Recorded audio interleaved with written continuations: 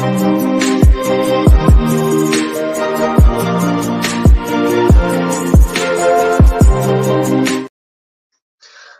hello, hello, and welcome to another episode of TacoBytes, your daily bite of Degen, episode number 459. We are coming to you live from somewhere, nowhere in the middle of New York. No, we're not in New York. Where are we? We're somewhere. We are late tonight as we got stuck in the rain and getting something done.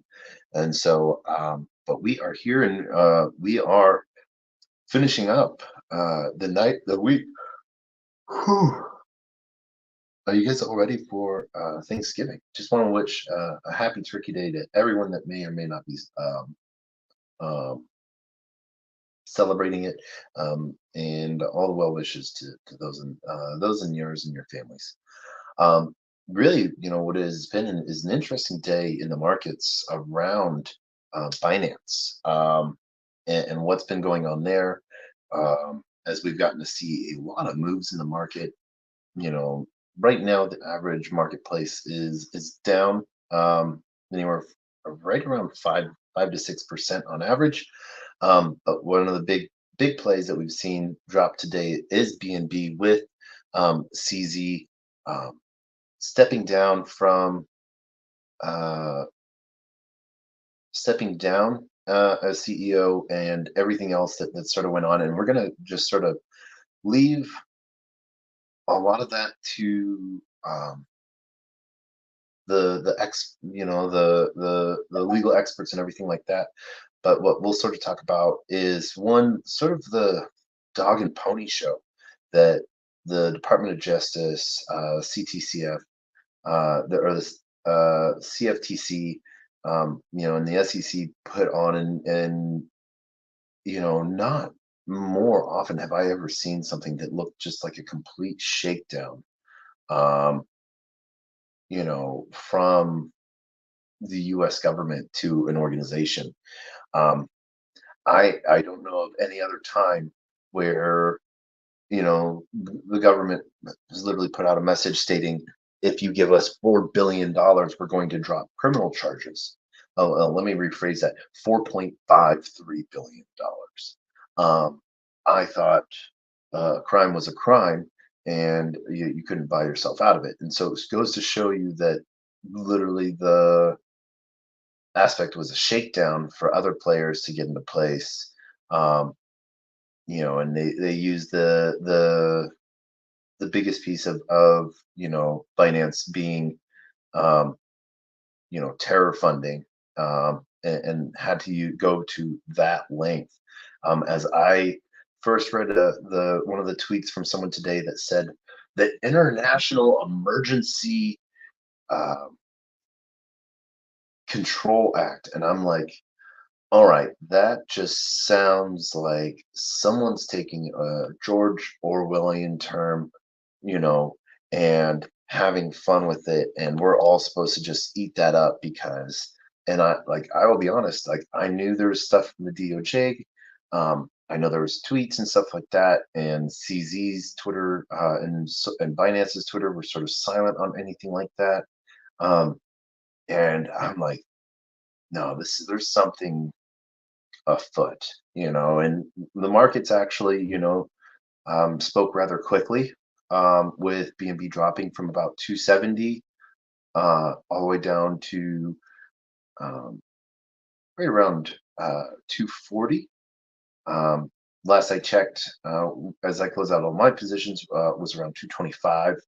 Um, and so as the market dropped, I obviously, put in from 245 to 240. I put in shorts in, and then market seemed to buy back, but the patterns to me just looked so weird. I was like, this looked more like average consumer market sell off because there was a lot of institutional buy. And so I'm like, there's got to be something afoot here that, you know, um, there's going to be a surprise play or something like that. I don't know, you know. there was part of me that like almost wished like the Department of Justice, was going to do their 3 p.m. announcement, and like everyone thought it was going to be, against CZ and CZ, and then I got word from, um, direct line of friends, journalists that wishing their group was all in Seattle, where this is taking place, and CZ, turned himself in. I was like, this is almost like it's a prop in a movie where the DOJ is going to say, uh, we have brought about charges, and this is the largest enforcement action, and today, with Binance, we have, uh, stopped terror funding in this regards and brought charges or something. That's what I was almost thinking it was like aiming for, because it was just so. It is turned into, um, a show these days, and I can't even, I'm disappointed in our criminal justice system of turning it into such a show, that it's just everyone just thinks it's a joke. And so this is the signal it says is that you can do whatever the fuck you want as long as you pay for it. And we accept cold hard cash or crypto. And so, this is what's really hilarious is the Department of Justice will take settlements in crypto, yet companies cannot make cannot get registered or licensed in blockchain financial services, because the SEC or the CFTC has not laid out clear guidelines on what is or not in a digital asset world. I had to get into uh, almost an argument the other, not an argument, but passionate discussion was, and I used the classic argument lines because they're very clear argument pieces. If I was an artist and physically paint you a painting, and I then, on canvas with, oil, and I sell it to you for $80 or something like that, and um, then I take that $80 and I reinvest it in myself, buy more paint supplies, buy whatever, and like maybe buy like an ad spot for painting.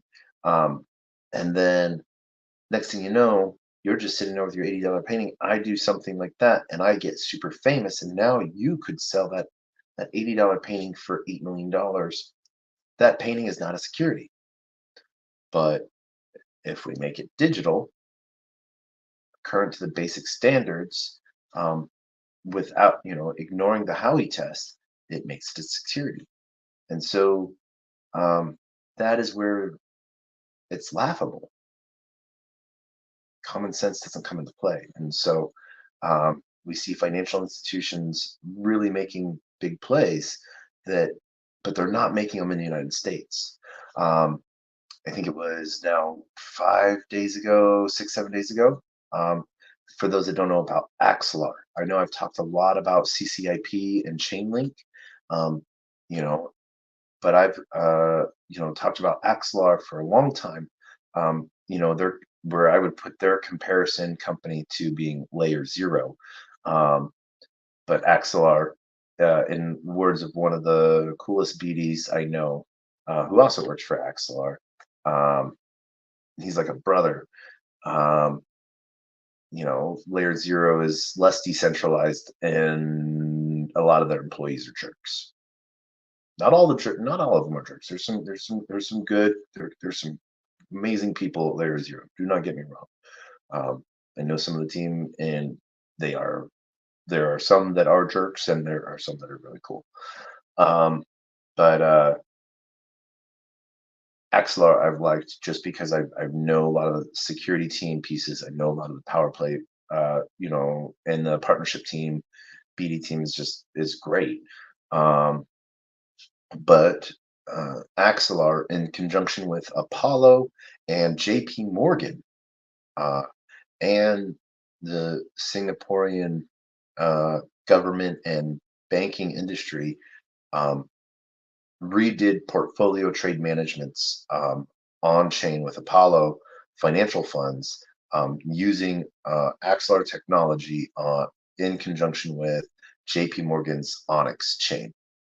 Um, and that's flew under the radar. We've seen I want to say almost 40% spike in Axelar's token price in the past week as that's slowly has, trickled out. And so I really would love for you to take a look at it. That's you want to know a small cap token that has some play. There you go. We had this conversation late last night with someone with 0x07 on Unlonely, about some of the smart market caps. And I did find a token that seems very interesting that got bridged over from Beacon Chain. That's whether this is how it is of someone just they set up a token that's mineable and it pays out only to um, validators in as a reward system to them. Uh, because those are the only addresses that have it are contracts that are staking contracts for validators. And then I followed the trail of some of the tokens that are on the open market, and a validator had unstaked, and when they unstaked, they collected all of their stuff, um, and they got those tokens and they went and sold those tokens. So it is market moved on that aspect, and so um, I find some interesting stuff. That's some funny, cool stuff there. But I just see so much moving in the market and so much flying under the radar because there's this huge dog and pony show. And that sort of thing that sucks. One of the I was going to be going over like CZ's tweet and stuff like that. I think but everyone please go read it yourself. Um, for the simple fact that I don't want to butcher it. But in short, what he said is um, he worked out a deal with the DOJ. He's grateful for his time. His baby is big enough to walk on its own now. Now he'll have time to go play around in DeFi all he wants and do some crazy fun stuff that he's thought of doing, but he couldn't because he was eating, sleeping, breathing Binance. Um, he's still going to be able to help with any partnerships. So that means he's keeping his door open there. He wants to start some sort of mentorship coaching thing. Um, and then the last and final two things that he left with was no customer funds were ever used for anything or misappropriated, and the DOJ, made that clear, as well as the fact that Binance, in and of itself, never did anything illegal or improper, and that all funds are SAFU. And so I think that was one of those like final kicks that, really pushing forward that, customer funds are segregated, separate, and safe, and seeing a lot of interest there on what that looks like. And so the very clear pieces were put out there. But I will be 100% honest. They're moving, I think, Richard Tang, if I remember right, from um, one of the world positions to new CEO. And so I'm sure that this person was already on a short list of possibilities and whatnot. So, I don't think that this was like a last minute decision just made today. But then at the same time, excuse me, with CZ saying that he's going to be making himself available to do coaching and his own incubator programs. I will be 100% honest. As soon as I saw that, my tweet, my reply was, I would love to be part of your coaching program and best of luck to you and Binance in the next parts of your journeys. I don't know that, um, this is just one of those things where, I had the opportunity to meet CZ and I didn't claim it like I should have. Um, and but and I really do wish I really do wish I had. Um, but I didn't really appreciate the the publicity of proof of meeting important figures like that I've met throughout my entire life, or at least the last decade, um, and so it's you know yeah, 2.5 years ago, yeah. So right after COVID stopped, and you know, so yeah, right before COVID, I think. No, right after COVID.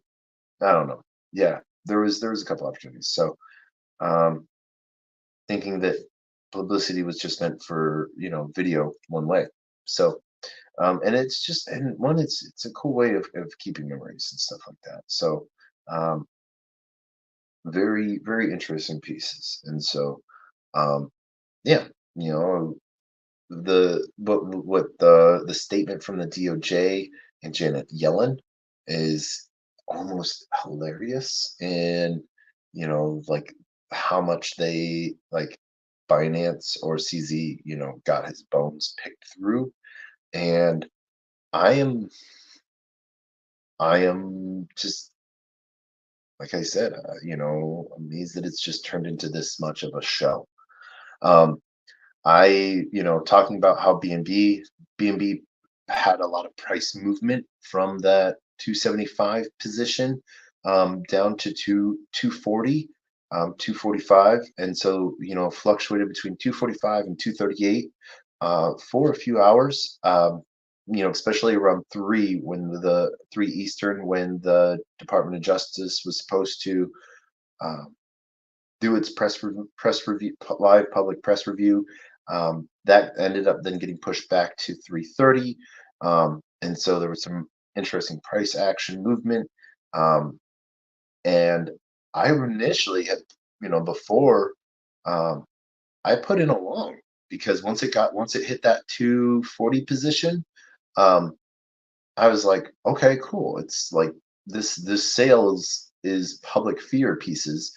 This is going to this can't be like what it like how it's being presented. I'm like being a dumb Chad, blinders on and hopium in full effect.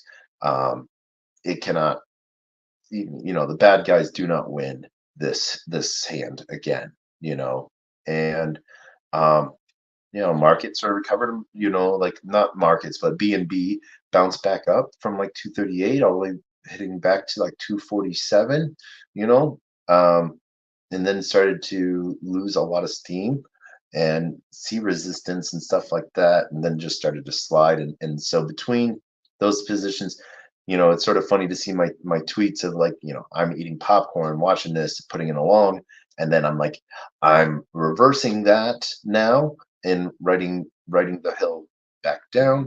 Oh, now I'm reversing it and writing it back up, and then I'm reversing that and writing it back down. And so then wrote it from 240 down to 225, on a short. And so um, very interesting to see how that the market sort of responded.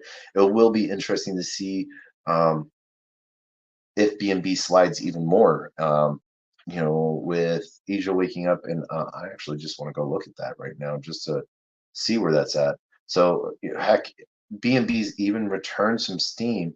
Now it is back up to 235. Um, it had gone down to 224.